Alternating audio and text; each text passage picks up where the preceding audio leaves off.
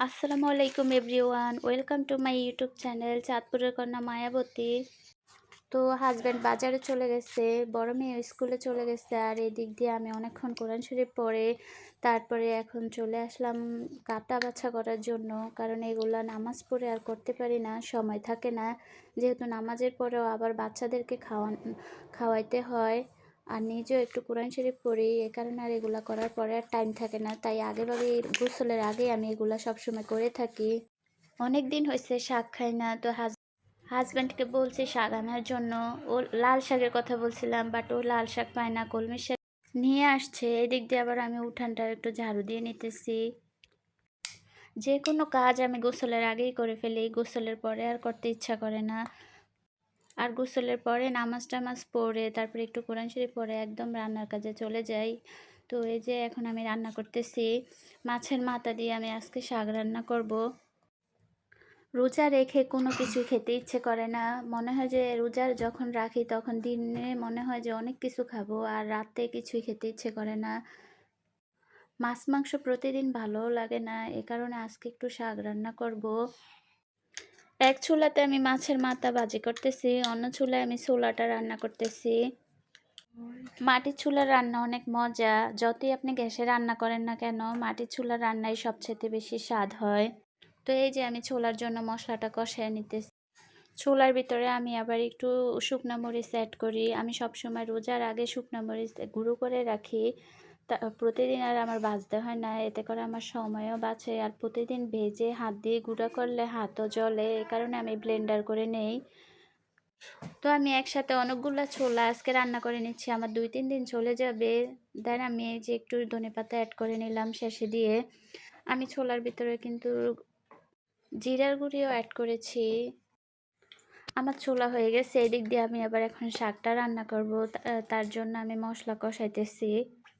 তো আপনারা আমার ভিডিও দেখতে থাকুন। রোজা রেখে আমার আবার একটু গলাতেও সমস্যা হইতেছে, কারণ আমার ভয়েস দিতে কষ্ট হচ্ছে।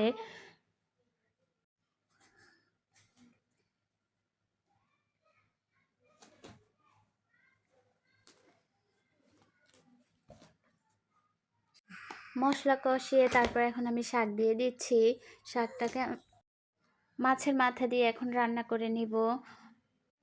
প্রতিদিন একই খাবার খেতে ভালো লাগে না, তাই চেষ্টা করি একটু ডিফারেন্ট কিছু করার। বর্তমানে বাজারে দ্রব্যমূল্যের যে দাম, সেখানে তো রমজানে আরও বেড়ে যায়। তো সেক্ষেত্রে মধ্যবিত্তরা বুঝে সব কিছু মেনটেন করা তাদের পক্ষে কত কষ্ট হয়ে যায়। তো এই দিক দিয়ে আমি রান্না করতেছি, ওই দিক দিয়ে আমার হাজব্যান্ড আবার মুরগি কিনে পাঠাইছিল।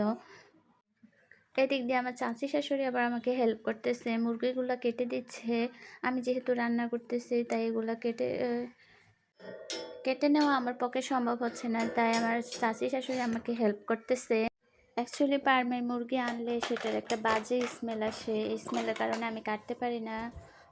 আমার খুব আমার খুব খারাপ লাগে। তাছাড়া আমি এখন তো কাজ করতেছি, এই কারণে আমার চাচি শাশুড়ি আমাকে মুরগিগুলো কেটে দিচ্ছে। এই দিক দিয়ে আমার শাক হয়ে গেছে। তো আমি এখন পাবদা মাছ রান্না করব, পাবদা মাছ ভুনা করব আজকে।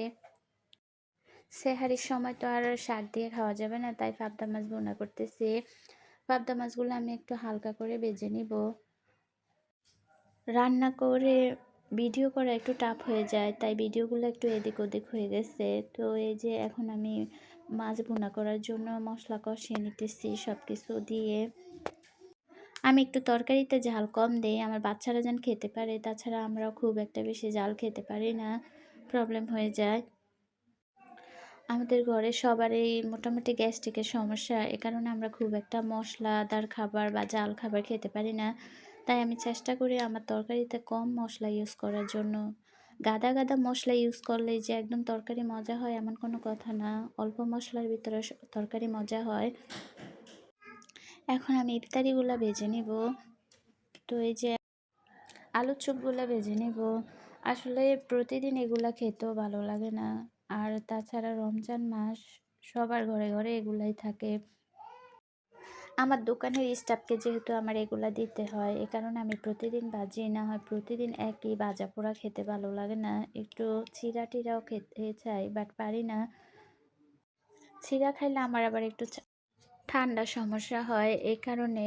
আর তাছাড়া প্রতিদিন সন্ধ্যায় যেহেতু সবার ঘরে এই আইটেমগুলাই হয়, আর নিজের ঘরে না বানাইলে একটু কেমন জানি লাগে, এ কারণে আমি প্রতিদিনই বানাই। আর রোজার সময় ইফতারিতে যে একটা স্বাদ পাওয়া যায়, অন্য সময় এই স্বাদটা আর পাওয়া যায় না। তো এই যে এই দিক দিয়ে আমার সব কিছু হয়ে গেছে ভাজা পোড়া, আর আমার তো হয়ে গেছে। তো আজকে এই পর্যন্তই, সবাই দোয়া করবেন। আল্লাহ হাফেজ, হ্যাভ এ গুড ডে।